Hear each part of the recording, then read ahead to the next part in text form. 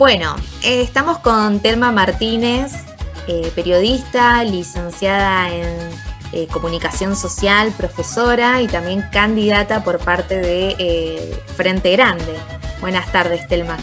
Hola Alba, muy buenas tardes, un gusto dialogar sobre este encuentro que tuvimos hoy.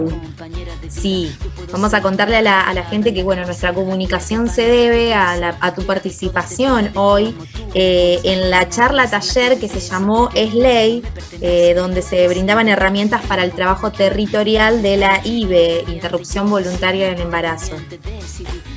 Sí, el Frente Grande de la provincia de Buenos Aires ha desarrollado la Escuela de Género y Política Cristina Fernández, donde desde hace ya varios meses venimos llevando a cabo una formación con diferentes profesionales en lo que es el feminismo popular.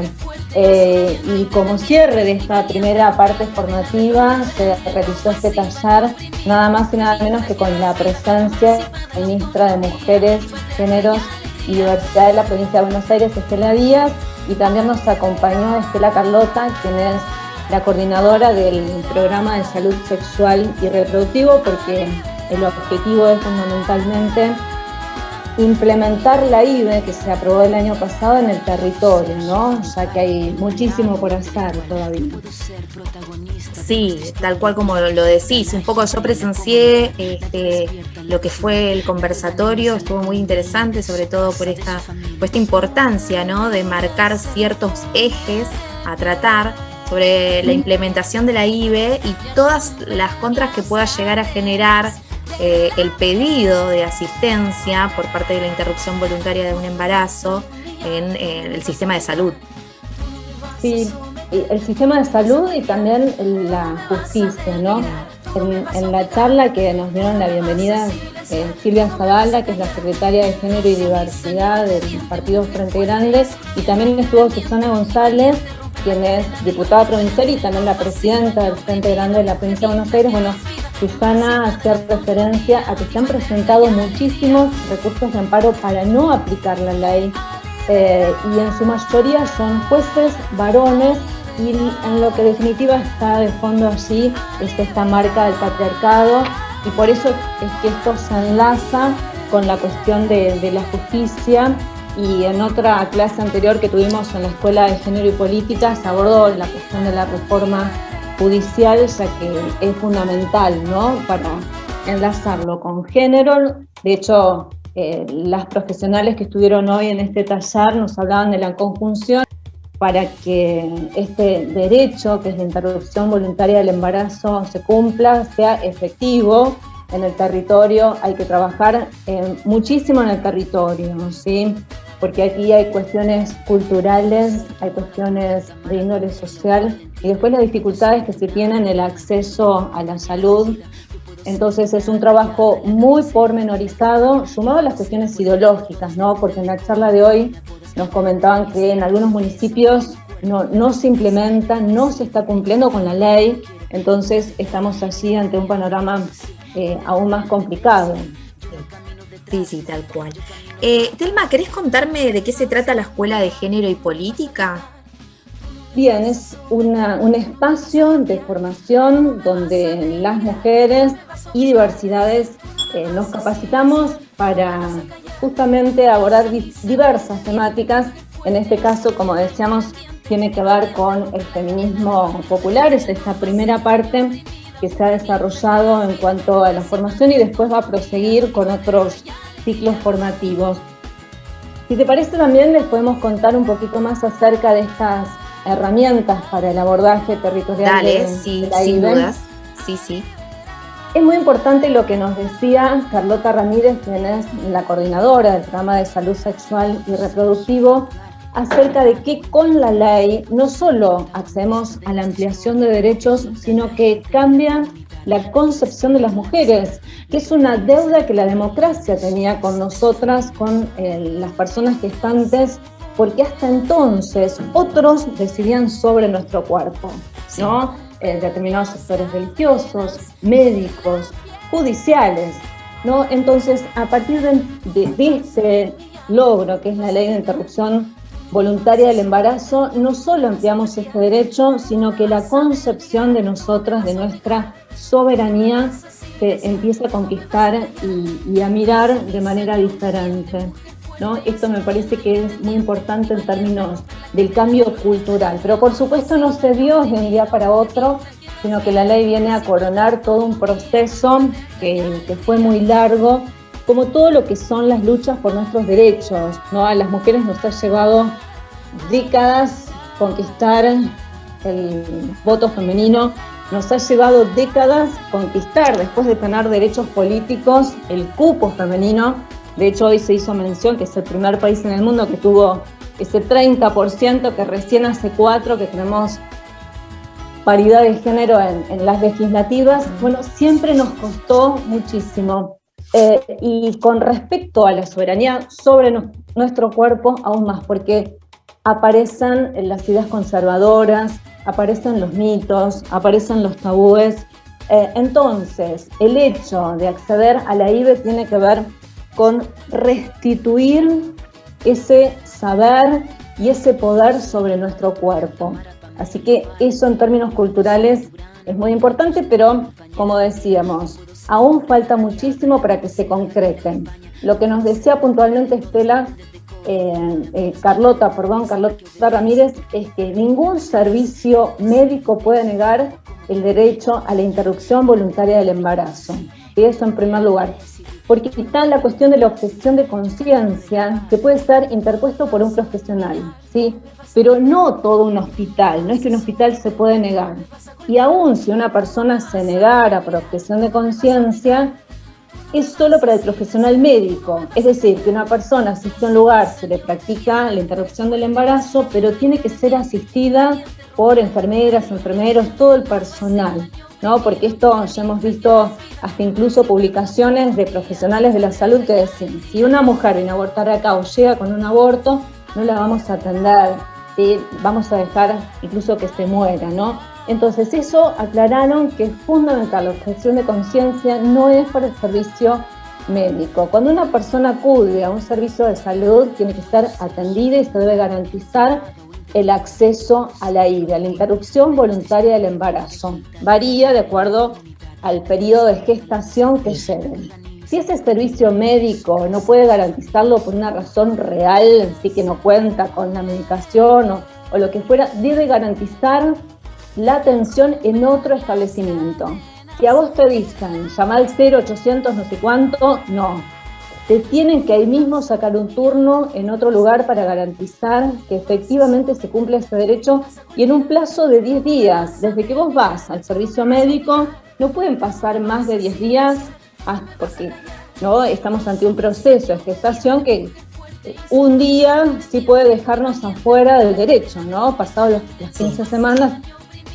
Bueno, entonces, estas cuestiones es muy importante tenerlas en cuenta porque, ¿qué sucede? Muchas veces se va postergando hasta que llega un momento en que puede ser realmente de un costo para la salud de la persona gestante si esto se sigue dilatando. Bueno, eso por un lado en cuanto a la cuestión médica. También nos decía Carlota que tienen en la provincia de Buenos Aires 450 equipos destinados a que se pueda efectivamente llevar a cabo la IVE y que desde la sanción de la ley se implementó en un 100% la demanda. Y esto da cuenta de una necesidad, obviamente, que estaba y que todos conocemos, quienes hemos militado, no sabíamos. Sí. Tal cual. Sabemos que los abortos se hacían igual, en forma clandestina, con todo lo que ello implica, pero también nos decía algo, Carlota, respecto a que en una importante parte de esa gestación, hasta la semana 12, se realiza a través de medicación. En gran parte de las situaciones de IVE es a través de pastillas que una mujer toma en su hogar, es decir, es que es en forma ambulatoria, porque creo que hay muchas ideas erróneas respecto de cómo se realiza un aborto y entonces es fundamental entender que son con medicación, en muchísimos casos se puede llevar a cabo, ¿no? Depende por eso de la semana de gestación y que la persona gestante pueda recibir la información, el asesoramiento, ¿no? Y cuanto antes, obviamente, es mejor, ¿no? Así que bueno, eso en cuanto a la parte referida a lo médico. También Carlota nos dejó un link con un formulario que se puede completar en caso de incumplimiento de un servicio médico, ya sea público, que en general hay más cumplimiento de los sectores de la salud pública. Las obras sociales y algunos establecimientos privados se han negado en mayor medida, aunque se está empezando a dar un cambio favorable, pero de todas maneras nos dejó, que después lo vamos a compartir, un formulario para que podamos completar en el caso de que una mujer así o persona gestante acuda a un servicio médico y no la atiendan, ¿no? O dilaten el control, o dilaten esto que decimos, que si en un lugar no se puede realmente, que sea derivada a otro donde efectivamente tenga lugar, ¿no? O donde se le niegue la información también, porque viste que esto decías vos hoy respecto a la derivación, ¿no? ¿Cuántas veces el acceso a la información es negada? Y prácticamente te dan un teléfono, que fue lo que aclararon, es comunicate acá, que te van a sugerir el lugar a donde te puedan llegar a atender. Y esas no son derivaciones, las derivaciones son reales, son concretas, son directas con un especialista o con alguien real, físicamente, que llega a tener tu consulta y evacuar todas tus dudas. Si no, es como un abandono de persona prácticamente. Totalmente. Sí, por eso se hablaba también, Agustina Pardo, que también participó en el conservatorio, contó una experiencia de Ensenada, donde se desarrollan consejerías de derechos sexuales y reproductivos. Las consejerías son la articulación territorial, creo que más importante, porque es acercar a cada barrio un espacio donde las personas gestantes pueden consultar esto que vos decías respecto a la información, pueden ser asesoradas para después llegar a un servicio de salud, ¿no? Lo que pasa es que justamente las consejerías de salud sexual y reproductiva no funcionan en todos los municipios, o no son conocidas, o por ahí funcionan de forma ambulatoria, pero no cuando uno lo necesita, ¿no? Y en el barrio no está. Y como todo esto está atravesado por lo cultural, por lo social, donde aparecen los tabúes y los mitos, lamentablemente ante la duda va pasando el tiempo, en el caso, ¿no?, de que una persona ya esté gestando, ¿no?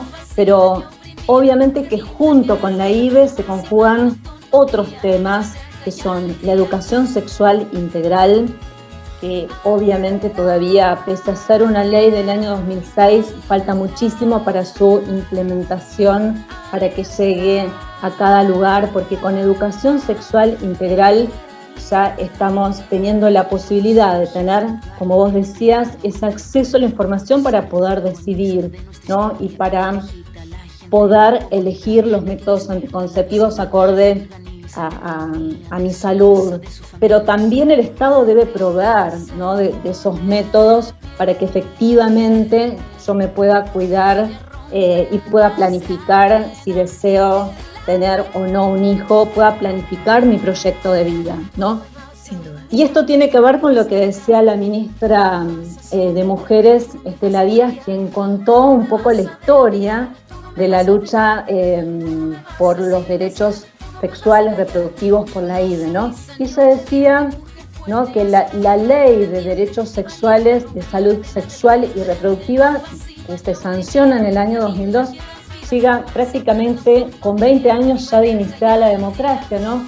Entonces, esto que decimos que nos cuesta tanto acceder a los derechos, ¿no? 20 años de democracia, recién se sanciona una ley referida a la salud sexual y reproductiva, ¿no? ¿Por qué tanto tiempo? ¿Por qué tantos tabúes? ¿Por qué tantos miedos?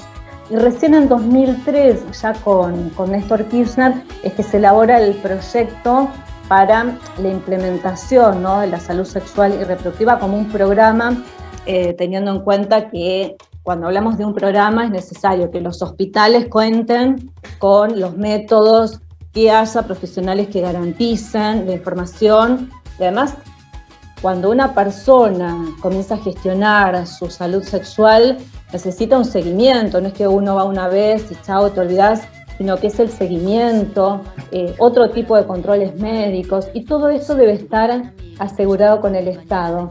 Y que, fíjate, en 2005 se conforma la campaña por el derecho al aborto seguro, legal, gratuito, ¿no? Y desde entonces un grupo de militantes que contaba Estela que era muy chiquito, ¿no? En un principio que comenzaron a militar y a instalar, todavía con la otra ley recién implementada, y que allí surge ese eslogan que nosotras desde la militancia feminista tantas veces hemos mencionado, que es educación sexual para decidir, anticonceptivos para no abortar y aborto legal para no morir, ¿no? Entonces son las tres patas que es necesario que el Estado garantice, ¿no?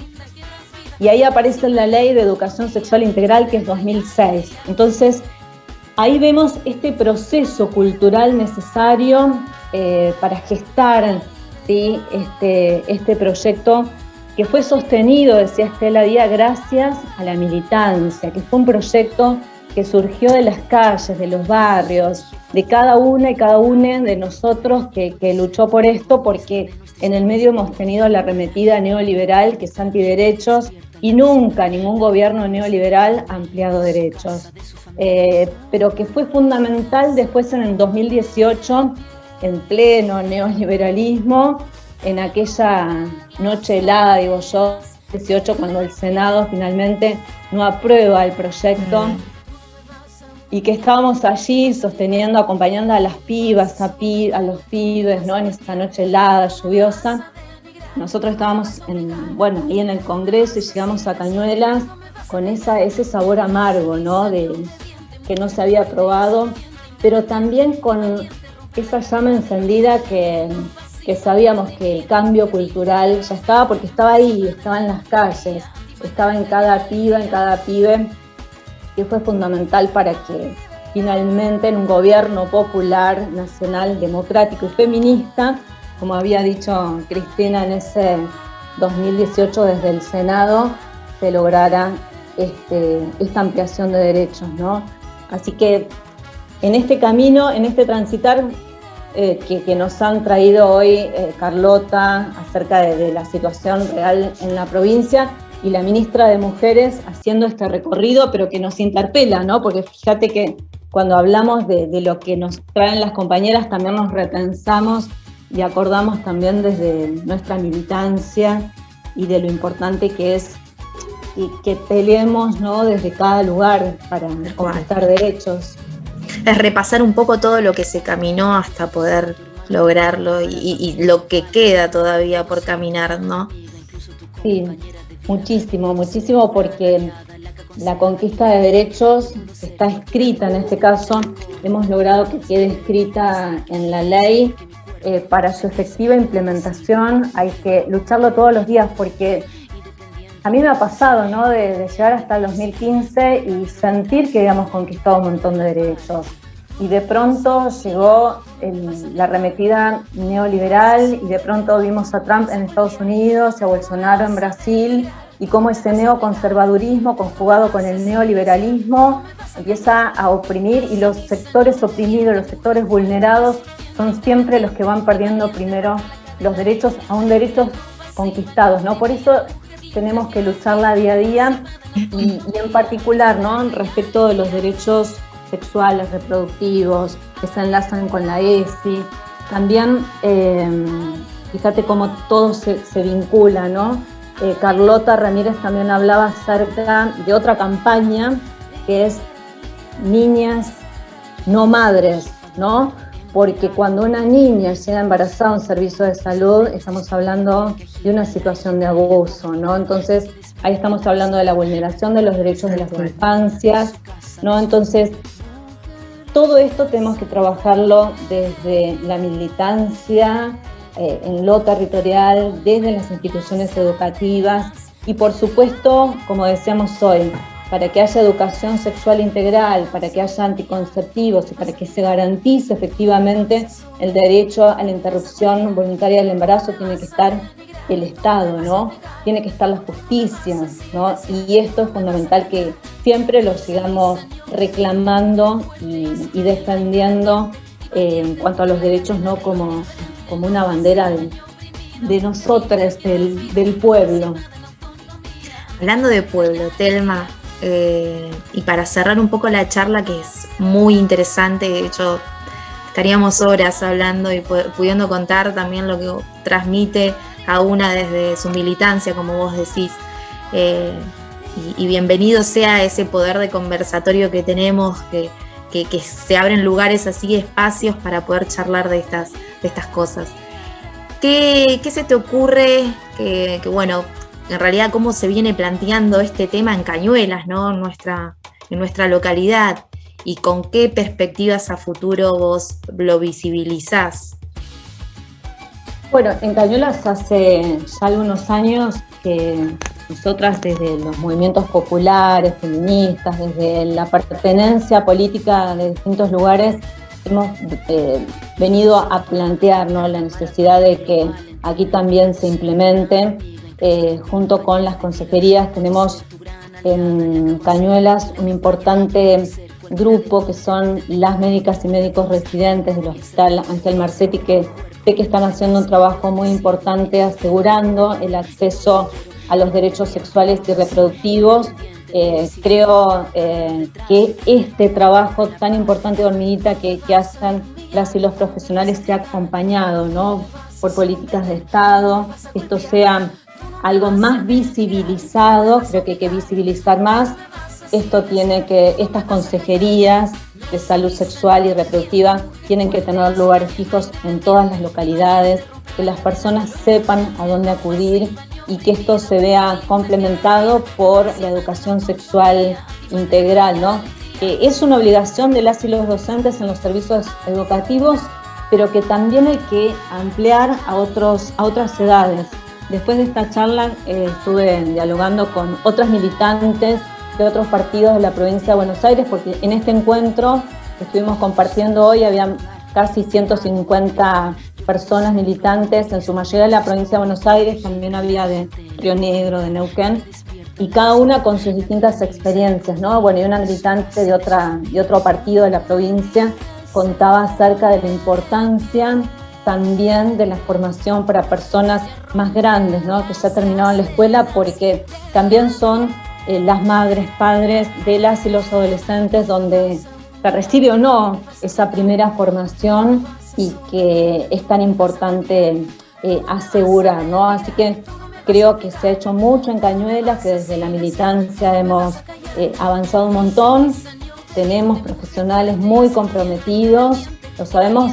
Creo que hay que fortalecer esto, creo que esto tiene que ser una política de Estado visibilizada, con derecho no concreto y real, como decíamos hoy, a la información para poder decidir, a los métodos para poder cuidarnos, para poder elegir nuestro proyecto de vida. Y esto, además, no solo es acceder a los métodos anticonceptivos, sino también a la salud sexual y reproductiva, ¿no?, que es mucho más amplia que solo acceder a los métodos, ¿no? En esto creo que hay que seguir fortaleciendo. Por supuesto, estamos atravesados en un contexto de pandemia y todas las medidas prioritarias están enfocadas allí, pero eso no puede de ninguna manera dejar en un segundo plano los controles que las mujeres nos tenemos que hacer de nuestra salud. Esto es fundamental, una vez por año por lo menos, y esto tiene que estar asegurado el Estado, ¿no? Y ahí creo que tenemos que seguir trabajando. Un placer, como siempre hablar con vos, Telma.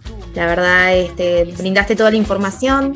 Es importante que esto se siga replicando, como vos decís, que se siga trabajando en lo que es el territorio, porque estas bajadas de línea son justamente para también brindarnos herramientas para que podamos seguir trabajando en el territorio.